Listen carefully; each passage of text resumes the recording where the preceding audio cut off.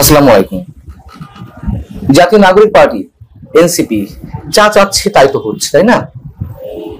তারা যা দাবি করছে প্রকাশ্যে কিংবা অন্তরালে সবকিছুই সরকারের পক্ষ থেকে নানান আয়োজনের মাধ্যমে সবকিছু পূরণ করা হচ্ছে। কিন্তু এগুলো করতে করতে তাদের অদ্ভুত যে কোথায় গিয়ে পৌঁছাচ্ছে সেটিও আমরা বুঝতে পারছি। গত সোমবার জাতীয় ঐক্য কমিশনের সঙ্গে প্রধান উপদেষ্টার উপস্থিতিতে বিভিন্ন রাজনৈতিক দলের যে আলোচনা পর্বটি হলো সংস্কার ইস্যুতে, সেখানে নিশ্চয় আপনারা জানেন, এর মধ্যে শুনেছেন যে বিএনপি নেতাদের সঙ্গে এনসিপির নেতাদের যে তুমুল তর্ক বিতর্ক এবং একেবারে ভিত্তিহীন তর্ক, আক্রমণ করা, সেগুলো ঘটছে। এবং কার মাধ্যমে, কিসের মাধ্যমে, কাদের মাধ্যমে এই প্রশ্রয়গুলো পাচ্ছে সেগুলো তো আমাদের কাছে স্পষ্ট। বিষয়টি হচ্ছে যে প্রধান উপদেষ্টার উপস্থিতিতে যে বৈঠকটি ছিল রাজনৈতিক দলগুলোর সঙ্গে, সেখানে বিএনপির স্থায়ী কমিটির সদস্য সালাউদ্দিন আহমেদ তিনি যখন বক্তব্য রাখছিলেন, তার বক্তব্যের একটা অংশে কথা ছিল এরকম যে বিএনপি নির্বাচন অনুষ্ঠিত করার বিষয়ে 31শে ডিসেম্বরের একদিন পরেও সময় দিতে রাজি নয়। সংবিধান সংশোধন ছাড়া প্রয়োজনীয় অন্যান্য সব ধরনের সংস্কার 1 মাসেই সম্পন্ন করা সম্ভব। অতএব ডিসেম্বরের মধ্যে নির্বাচন দিতে সমস্যা কি? এই কথা যখন সালাউদ্দিন আহমেদ বললেন, তখন জাতীয় নাগরিক কমিটি এনসিপি, জাতীয় নাগরিক পার্টি এনসিপির আহ্বায়ক সাবেক উপদেষ্টা নাহিদ ইসলাম তিনি কি মন্তব্য করে বসলেন? চরম আপত্তিজনক মন্তব্য। তিনি বলে বসলেন যে কিছু দল ভারতের কথার সঙ্গে সুর মিলিয়ে ডিসেম্বরে নির্বাচন চায়। তাদের বক্তব্যের সঙ্গে ভারতের বক্তব্যের পার্থক্য নেই, তারা ভারতের সুরেই নির্বাচনের কথা বলছে। কতটা আপত্তিজনক কথা। এবং এই মন্তব্য যখন নাহিদ ইসলাম করলেন, তখন সঙ্গে সঙ্গে পাল্টা ক্ষুব্ধ প্রতিক্রিয়া জানিয়েছেন সালাউদ্দিন আহমেদ। তিনি বললেন যে ডিসেম্বরে নির্বাচন চাইলে যদি ভারতের সুরে কথা বলা হয়, তাহলে যারা নির্বাচন চাইছে না তারা নিশ্চয় যুক্তরাষ্ট্র বা চীনের সুরে কথা বলছে।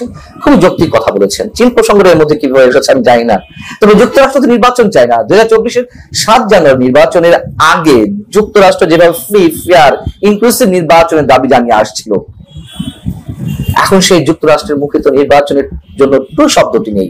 তারা তো নির্বাচন চায় না। এবং শুরু থেকেই আওয়ামী লীগ আমলের সময় যারা আমার ভিডিওগুলো নিয়মিত দেখেছেন, তখন যে কথাগুলো বলেছি এখনো সেই কথাগুলো বলতে চাই।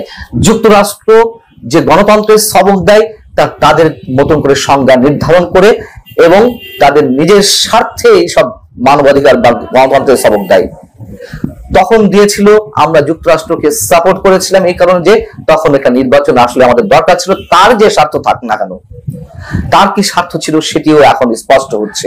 এখন তারা নির্বাচন চাইছে না, কারণ তাদের যে দাবি দেওয়া, তাদের যে প্রত্যাশা, সেই প্রত্যাশাগুলো এখন পূরণ করা হচ্ছে।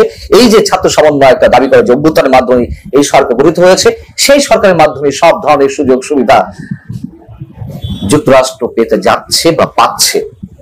খুব স্বাভাবিক, জন্য তাদের মুখে এখন টুক শব্দটি নেই। এবং অভ্যুত্থান নিয়ে আর এখন নাইবা বললাম, এর আগে বলেছে অনেকবার যে কিভাবে প্লট নির্মাণ করা হয়েছিল, এটা সাধারণ মানুষ জানতো না, যদিও সেই অভ্যুত্থানে সাধারণ মানুষের ব্যাপক অংশগ্রহণ ছিল। এর সঙ্গে আরেকটি বিষয় উল্লেখ না করলেই নয়, কি অদ্ভুত ভাবে যেন যে কোনো বিষয়ে ভারতের দালাল বলে উল্লেখ করা হচ্ছে। নির্বাচন চাইলে ভারতের দালাল বলতে হবে, ভারতের দালাল বলে উল্লেখ করা হচ্ছে। মুক্তিযুদ্ধের কথা বললে ভারতের দালাল হিসেবে উল্লেখ করা হয়, আওয়ামী লীগের কথা বললে ভারতের দালাল হিসেবে উল্লেখ করা হয়। এগুলো না মানুষের কাছে তেতো হয়ে গেছে। আমরা ভারতের আধিপত্যবাদের বিরুদ্ধে অবশ্যই কথা বলি, ঠিক একইভাবে যুক্তরাষ্ট্র পাকিস্তানের যে গভীর ষড়যন্ত্র, নিশ্চয় তার বিরুদ্ধেও তো কথা বলতে হবে। বারবার আমরা একই কথা বলি। আরো অদ্ভুত বিষয় হচ্ছে, এই সরকারকে অনির্বাচিত সরকার বলা যাবে না। তার মানে কি? এই জাতীয় নাগরিক পার্টির আরেক নেতা, সম্ভবত সারোয়ার তুষার নামে একজন, সেদিন একটা টক শোতে বিএনপি একজন সিনিয়র নেতাকে তিনি ট্রেডের সুরে বলছেন এইভাবেই যে কেন অনির্বাচিত সরকার বলা হবে, অনির্বাচিত সরকার মানে তো অবৈধ সরকার। এগুলো সংজ্ঞা তারা কোত্থেকে উৎপত্তি করে, কোত্থেকে সৃষ্টি করে? এটি অনির্বাচিত সরকার ছাড়া কি নির্বাচিত সরকার? আমাদেরকে নতুন নতুন পাঠ নিতে হচ্ছে তাদের কাছ থেকে। আমরা নিলে তাও তো ভালো, যারা বর্ষিয়ান রাজনীতিবিদ, অভিজ্ঞ রাজনীতিবিদ, পোর খাওয়া রাজনীতিবিদ, তাদেরকে এখন পাঠ নিতে হয় তাদের কাছ থেকে। এদিকে জামাত ইসলামী জানিয়ে দিয়েছে তারা প্রধান উপদেষ্টার ঘোষিত সময়সীমার মধ্যে নির্বাচন চাই, কোনো সমস্যা নেই। যদিও তারা বলছে না ডিসেম্বর থেকে জানুয়ারি ফেব্রুয়ারির মধ্যে হলে ভালো হয়, কিন্তু তারপরেও প্রধান উপদেষ্টা যা বলছেন তাতে কোনো আপত্তি নেই, আপত্তি তাদের নেই। তারাও সহজে নির্বাচন চায় না। কখনো কখনো একটু নিজেদের ভার ভারিককে তুলে ধরার জন্য বলে যে না অমুক সময় মতো নির্বাচন দিতে হবে, এ করতে হবে, সে করতে হবে, কিন্তু মাঝে মধ্যে তারা আবার এই ধরনের সুর ছাড়ে। এবং তারাও নিশ্চিতভাবে নির্বাচন চায় না, যেমনটি চায় না জাতীয় নাগরিক পার্টি। খুব স্বাভাবিকভাবেই নির্বাচন হলে তো তারা ক্ষমতায় যেতে পারবে না কোনোভাবে। ক্ষমতায় না গিয়ে যদি সরকার পরিচালনার সঙ্গে থাকা যায়, ক্ষমতার হালুয়া রুটি একচ্ছত্র হবে ভোগ করা যায়, সমস্যা কি? আরেকটি কথা এই পর্বে একটু মনে করিয়ে দিতে চাই বা উল্লেখ করতে চাই।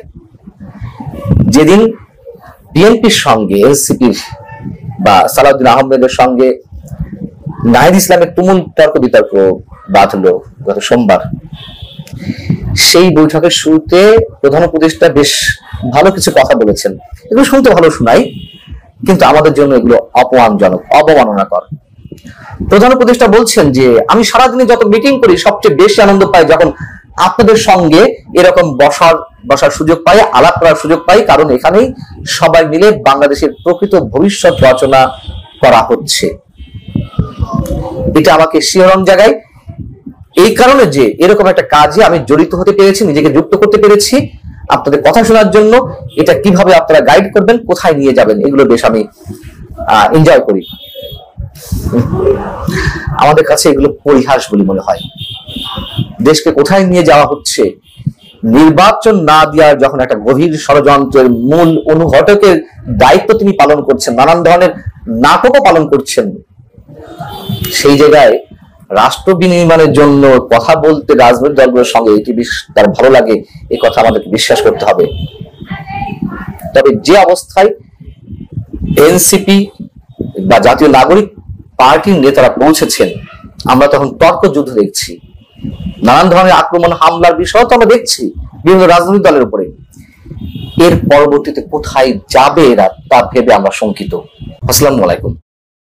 অন্তর্বর্তী সরকারের 10 মাস তো এখনো পর্যন্ত পূর্ণ হয়নি, তবে তার আগেই আমাদের প্রধান উপদেষ্টা ডক্টর মোহাম্মদ ইউনূস যেভাবে একের পর এক ছক্কা পিটাচ্ছেন, তিনি বড় বড় 10টি ছক্কা এর মধ্যে পিটিয়ে ফেলেছেন। তবে তার কোনোটি দেশের স্বার্থে নয়, দেশের মানুষের স্বার্থে নয়, রাষ্ট্রের স্বার্থে নয়, সব তার ব্যক্তিগত স্বার্থের জায়গা থেকে অথবা তার ব্যবসায়িক কর্মকাণ্ডের সুবিধার্থে।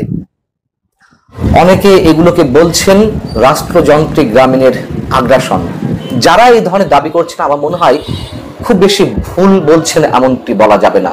এবং আমার জানা মতো পৃথিবীর আর কোন রাষ্ট্রপ্রধান, আর কোন সরকার প্রধান এইভাবে লজ্জাহীন ভাবে নিজের স্বার্থে একের পর এক উইদিন শর্ট টাইম এইভাবে বিশেষ বিশেষ সুবিধা গ্রহণ করেছেন এমনটি বলা যাবে না। যদি উল্লেখ করতে হয় সেগুলো তো দুর্নীতি পর্যায়ে পড়ে। আমরা সারা বছর যে দুর্নীতির বিরুদ্ধে বড় বড় কথা বলছি, বৈষম্যহীন নতুন বাংলাদেশ বিনির্মাণের কথা বলছি, তার সঙ্গে ডক্টর মোহাম্মদ ইউনূসের যে কর্মকাণ্ড সেগুলো কতটা যায়, কতটা সামঞ্জস্যপূর্ণ।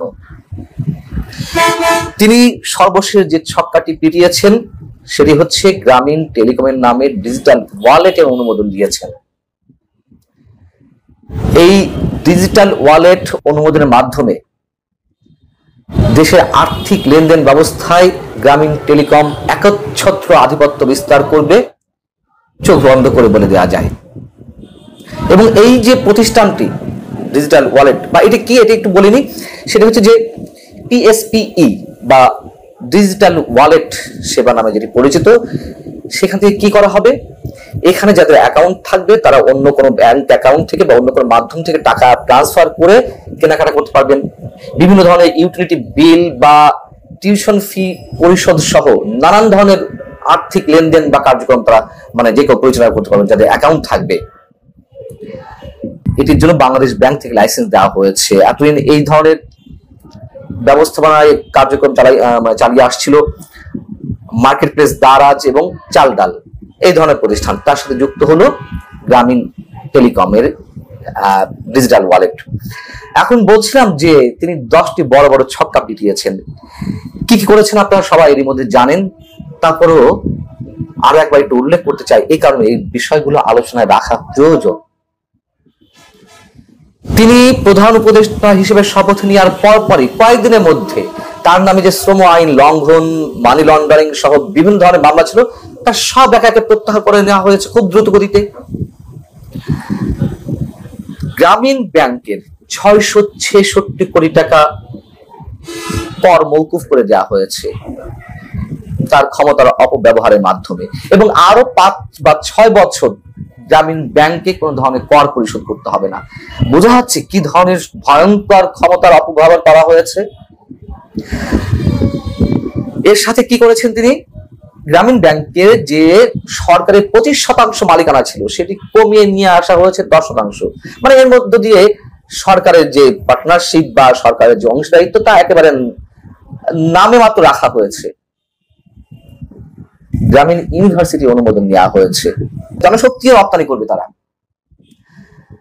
গ্রামীণ এমপ্লয়মেন্ট সার্ভিসেস এর মাধ্যমে শ্রমবাজার দখল করা হবে, খুব স্পষ্ট করে বলা যায়।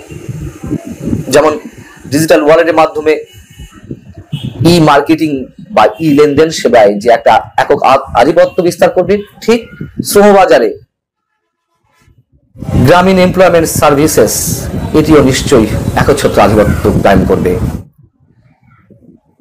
এর সাথে 700 কোটি টাকার সামাজিক নিরাপত্তা তহবিল হস্তান্তর করা হয়েছে গ্রামীণ ট্রাস্টে। রাষ্ট্রযন্ত্রে যে একের পর এক তার নিজের মানুষদেরকে বসানো হয়েছে, আত্মীয় স্বজনকে নিয়োগ দেওয়া হয়েছে, এগুলো তো ওপেন সিক্রেট। সবচেয়ে বড় উদাহরণ উপদেষ্টা পরিষদের যারা নিয়োগ পেয়েছেন তাদের বেশ কয়েকজন তো তার একেবারে অনুগত বিভিন্ন এনজিওর এবং গ্রামীণ ব্যাংক প্রতিষ্ঠার সঙ্গে যিনি জড়িত ছিলেন শুরু থেকেই। নুরজাহান বেগম সম্ভবত স্বাস্থ্য মন্ত্রণালয়ের দায়িত্ব রয়েছেন উপদেষ্টা পদে, এবং তার মন্ত্রণালয় কিভাবে চলছে তাও তো আমরা জানি। তাই সেই মন্ত্রণালয় চালাচ্ছে কোনো কোনো দপ্তরের 2-1 পরিচালক মহাপরিচালক মিলে। এই হচ্ছে আমাদের প্রধান উপদেষ্টার দৃষ্টান্ত স্থাপন। এগুলোর মধ্য দিয়ে আন্তর্জাতিক লবি বা এনজিওদের স্বার্থ উদ্ধার করা হচ্ছে, অনেকেই সে কথা বলছে এবং তারও নিশ্চয়ই অনেক উদাহরণ রয়েছে। প্রিয় দর্শক, আমরা নিঃসন্দেহে লজ্জা বোধ করতে পারি যদি আমরা মানুষ হয়ে থাকি। ভালো থাকুন সবাই।